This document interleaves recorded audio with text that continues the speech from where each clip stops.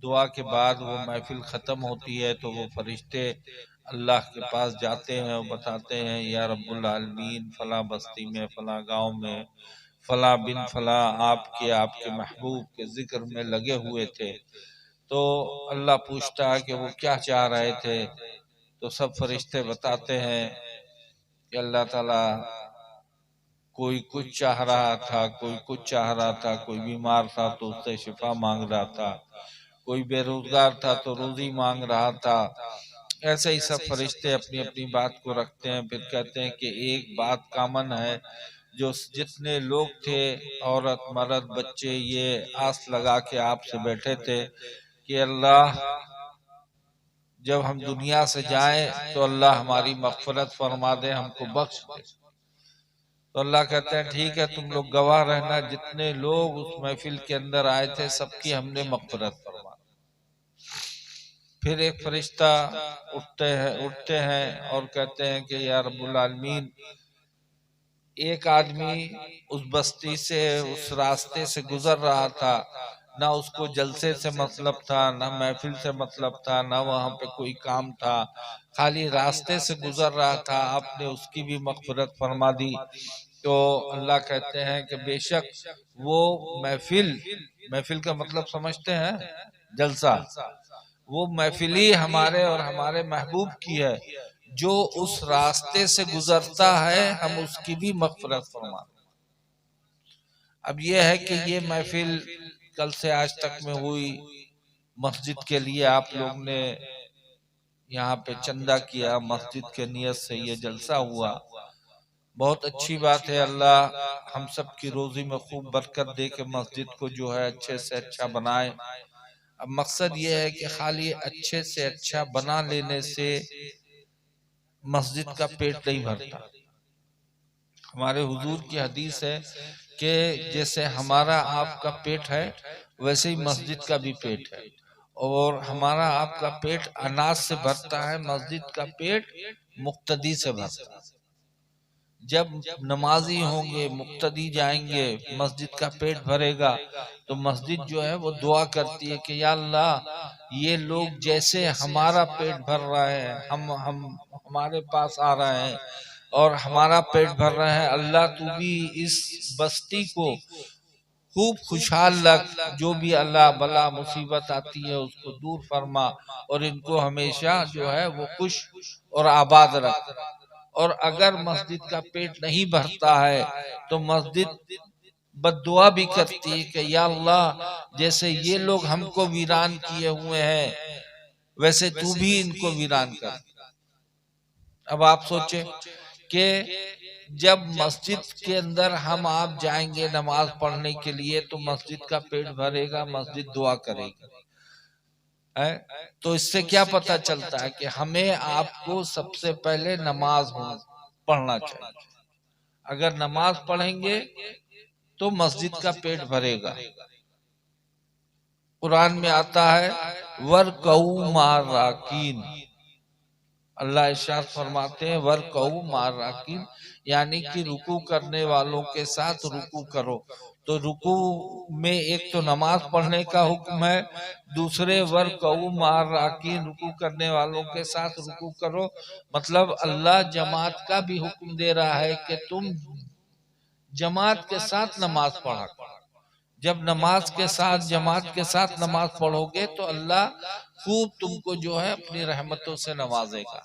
एक कुरान की आयत हमने तिलावत फरमाई, अल्लाह इरशाद फरमाते हैं वला जिक्रुल्लाहि अकबर, अल्लाह का जिक्र सबसे बड़ा है, सबसे बुलंद। अब हम आप अल्लाह का जिक्र करेंगे तो अल्लाह की तारीफ बयान होगी। जब अल्लाह की तारीफ बयान होगी, जो जितना जिक्र करेगा वो अल्लाह के उतने करीब होगा। आज का ये हाल है कि हम लोग दुनिया की हर चीज के लिए वक्त है, अल्लाह के जिक्र के लिए कोई वक्त नहीं। जितने अल्लाह के वली गुजरे हैं सबने अल्लाह को याद किया है। जब अल्लाह को याद करते हैं तो अल्लाह हमें भी याद करता। अल्लाह कुरान में फरमाता है फज़कुरूनी अज़कुरुकुम, तुम मुझे याद करो मैं तुम्हें याद करूंगा। हम तो अल्लाह का जिक्र करेंगे, इस्तगफार पढ़ेंगे, दरूद शरीफ पढ़ेंगे, कुरान की तिलावत करेंगे, नमाज पढ़ेंगे, और अल्लाह जब याद करता है तो हमारी रोजी में बरकत देता है, हमारे घर में बरकत देता है, हमारी औलाद में बरकत देता है, हमको सेहत तंदुरुस्ती देता है, अल्लाह बीमारियों को दूर करता है। अल्लाह इस ढंग से हमको याद करता है, हमारी इज्जत में अल्लाह इजाफा करता है और अल्लाह इज्जत अता फरमाता है। आज 4 लोग में मशहूर है, जितने अल्लाह के वली गुजरे हैं आप देखें कि कौन कहाँ पे था। हम ही लोग के खानदान का आप देख लीजिए, हम लोग हैं गाजीपुर के, आज पूरे मालदा के अंदर नाम है। क्यों? कि इसलिए कि हमारे जद्दे अमजद हजरत मौलाना फसीह रहमतुल्लाह अलैह, उसके बाद से 7वीं पुष्प में हम लोग हैं। उन लोग ने अल्लाह का जिक्र इतना किया कि अल्लाह ने उनके नाम को बुलंद फरमाया। सुभान अल्लाह, सुभान अपने अल्लाह। ख्वाजा साहब देख लीजिए, ख्वाजा साहब है अजमेर में, ख्वाजा साहब का नाम पूरी दुनिया में कैसे हुआ? भाई उस वक्त तो न मीडिया था, न रेडियो था, न किसी का इतनी दूर का आना जाना था। थे वहां पे अजमेर में, यहाँ से करीब 1500-1600 किलोमीटर दूर। अमेरिका कहाँ है, वहां पर भी ख्वाजा साहब को याद करने वाले लोग हैं। दुनिया के किसी भी कोने में चले जाइए, ख्वाजा साहब रहमतुल्लाह अलैह को लोग जानते हैं, हजरत आखिर रहमतुल्लाह अलैह को जानते हैं। क्यों? इसलिए कि उन्होंने अल्लाह के जिक्र को बुलंद किया। जब अल्लाह के जिक्र को बुलंद किया तो अल्लाह ने उनका नाम को बुलंद किया और कहा कि जिंदगी में भी तुमको मानने वाले रहेंगे और जब दुनिया से चले जाओगे तब भी तुमको मानने वाले रहेंगे, इसलिए कि तुमने हमारे नाम को बुलंद किया, हम तुम्हारे नाम को क़यामत तक बुलंद रखेंगे। तो ये कैसे हुआ? ये जिक्र से हुआ। हमें आपको चाहिए कि अल्लाह का जिक्र करना चाहिए, नमाज पढ़ें, उसके बाद तिलावत करें, कुरान शरीफ पढ़ना सीखें। इसलिए कि अगर कुरान नहीं आता है तो हम आप फातिहा नहीं पढ़ सकते। फातिहा जानते हैं ना पढ़ना? फातिहा जानते हैं कि नहीं? जी। जो घर घर में हम आते हैं, आप लोग फातिहा कराते हैं, इमाम साहब को लेके फातिहा कराते हैं, किसी मौलाना को लेके फातिहा कराते हैं, घर पे 40वां करवाते हैं, 10वां करवाते हैं। कोई भी मौका आता है तो फातिहा करते हैं कि मौलवी साहब आ जाइए, कुरान की तिलावत कीजिए और हमारे माँ बाप को जो है बख्श दीजिए। वो फातिहा में क्या पढ़ा जाता है?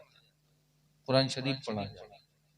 2-4-5 सूरे है वो पढ़ के हाथ उठा के हुजूर को बख्शा जाता है। हुजूर के बाद तमाम अंबिया सलाम को लेते हुए, सबको लेते हुए अपने माँ बाप को इसाले सवाब पहुंचाया जाता है। जब वो इसाले सवाब पहुंचता है तो माँ बाप के दर्जात को अल्लाह बुलंद फरमाता है। सुभान अल्लाह। जिसके लिए भी पढ़िएगा उसके दर्जात बुलंद होंगे।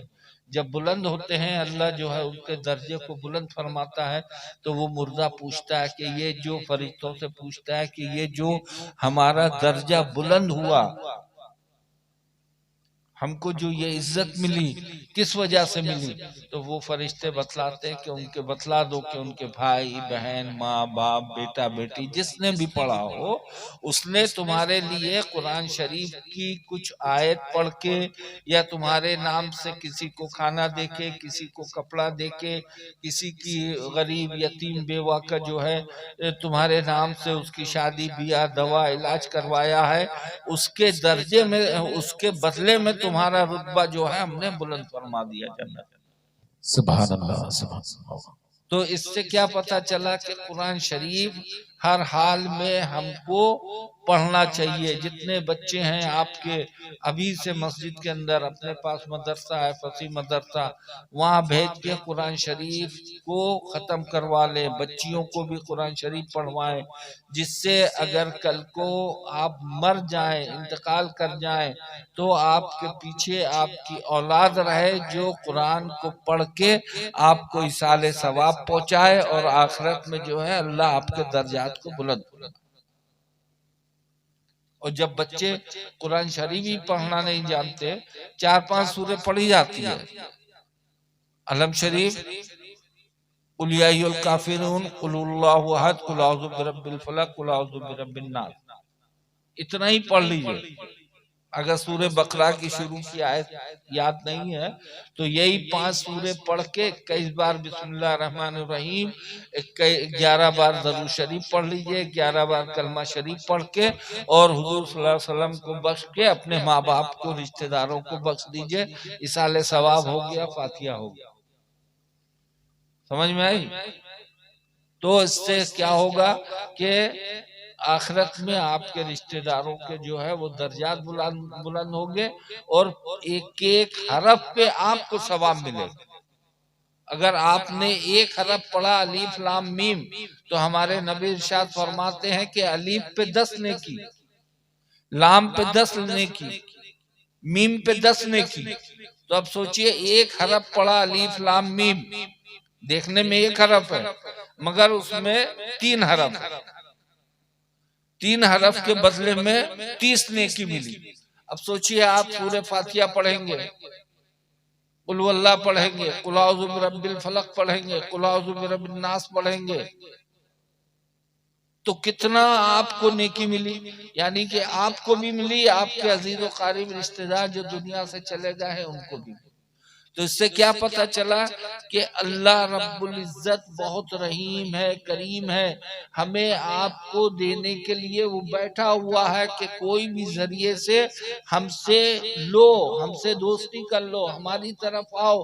तुम हमारी तरफ 1 कदम बढ़ाओगे, हम तुम्हारी तरफ 10 कदम बढ़ा, मगर आओ तो सही। आज हमारे माशरे में, पूरे मुसलमानों में बच्चे जो है वो नमाज से गाफिल है, बच्चियां नमाज से गाफिल हैं, बच्ची औरतें जो हैं वो बेपर्दा घूम रही हैं, बच्चियां बेपर्दा घूम रही हैं। ये हमारा कर्तव्य बनता है कि हम अपनी बच्चियों को, अपनी बीवी को, अपनी बहन को पर्दे में रखने का हुक्म करें। जो लोग पर्दे में रहते हैं अल्लाह उनके ऊपर जो है रहमतें नाजिल फरमाता है। जिस घर के अंदर अल्लाह का जिक्र होता है, नमाज, रोजा, कुरान शरीफ पढ़ा जाता है, हदीस में आता है कि ऊपर से वो घर, जैसे यहाँ से हम लोग आसमान देखते हैं, तारा चमकता रहता है ना, चमकता है ना, वैसे ही आसमान से जब फरिश्ते दुनिया को देखते हैं तो वो घर ऐसे ही चमकता है जैसे जब दुनिया से देखने में सितारा चमकता है। जिस घर के अंदर जो है वो कुरान की तिलावत होती है, अल्लाह का जिक्र होता है, तो हमें चाहिए कि घर के अंदर जितना हो सके अल्लाह का जिक्र जो है किया जाए। औरतें यहाँ पे रवाज है बीड़ी बनाने का, बीड़ी बना रही हैं तो ये नहीं कि आजकल मोबाइल आ गया है, गाना लगा लें, म्यूजिक लगा लें और म्यूजिक लगा के जो है अपना वक्त गुजारें। वहीं पे जो है कुरान की तिलावत लगा ले, कुरान की तिलावत सुनती रहें, बीड़ी बनाती रहें, सुभान अल्लाह, अल्हम्दुलिल्लाह, अल्लाहु अकबर, दरूद शरीफ पढ़ते रहें, जो भी दरूद शरीफ होने आसे, यानी कि अल्लाह का जिक्र करती रहें। तो इससे क्या होगा कि आम का आम, गुठली का गुठली आपको मिलेगा। मगर शर्त है कि हम अल्लाह का जिक्र करें। जब अल्लाह का जिक्र करेंगे तो अल्लाह अपनी रहमत से हमें अपनी रहमतों से नवाजेगा। मस्जिद बना रहा है, 10 गुना मस्जिद बना लीजिए, 5 मंजिला मस्जिद बना लीजिए, कोई फायदा नहीं होगा जब तक हम नमाज ना पढ़ें। क्या भाई, है ना? ये नहीं कि हाँ नमाज मस्जिद 5 तल्ला बन गई और मुक्तदी जो है वो 5 है। खाली जुमे के दिन जो है आप पहुंच गए, जुमा पढ़ लिया, सोचा कि बहुत बड़ा जो है हमने काम कर लिया। हर वक्त जो है वो नमाज की सबसे पहले कब्र के अंदर जो है आदमी के गुजर जाने के बाद, सवाल जवाब के बाद पहला सवाल जो है होगा वो नमाज का होगा। अगर नमाज सही तो आखिरत की हर मंजिल सही। अल्लाह अपनी रहमत से हम सबकी मग़फ़िरत फरमाए।